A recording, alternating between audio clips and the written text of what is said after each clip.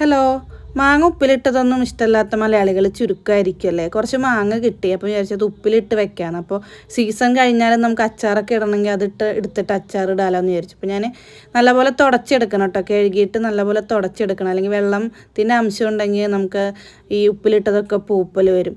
ഇത് പൂപ്പൽ വരാതെ വർഷങ്ങളോളം ഇരിക്കും കേട്ടോ. അതിനുള്ള ടിപ്സും ഞാനതിൽ പറയുന്നുണ്ട്. ഞാൻ ചെറുതാക്കിയിട്ടൊരു മീഡിയം സൈസിൽ അരിഞ്ഞെടുക്കുന്നുണ്ട്. പിന്നെ വെള്ളം നല്ലപോലെ തിളപ്പിച്ചെടുക്കണം കേട്ടോ. തണുത്ത് ആറണം, നന്നായിട്ട് തണുത്ത് കിട്ടണം.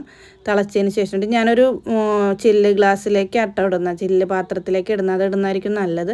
ഇങ്ങനെ ലെയറായിട്ടാണ് കേട്ടോ ഇടുന്നത്. ആദ്യം മാങ്ങ ഇട്ടു, പിന്നെ നല്ല പച്ചമുളക് ഇട്ടു. ഇത് വീട്ടിലുണ്ടായതുകൊണ്ട് തന്നെ കുറച്ചേ ഇട്ടിട്ടുള്ളൂ, കാരണം നല്ല എരിവുണ്ടായിരുന്നു. പിന്നെ ഉപ്പ് ഇട്ടു, അങ്ങനെ ലെയറാക്കിയിട്ട് ഇട്ടു, വെള്ളം ഒഴിച്ചിട്ട്. പിന്നെ കല്ലുപ്പാണ് ഇട്ടേക്കുന്നത്. അപ്പോൾ കല്ലുപ്പ് ഇടുന്നതായിരിക്കും നല്ലത് വരുന്നത്. പിന്നെ ഇതിലോട്ട് ഉണ്ടല്ലോ കുറച്ച് സ്വർക്കം ഒഴിക്കണം. ഇതാണ് കേട്ടോ ഇതിൻ്റെ സീക്രട്ട് എന്ന് പറയുന്നത്. ഇതുപോലെ ചെയ്യാത്തവരൊന്ന് ചെയ്ത് നോക്കണേ.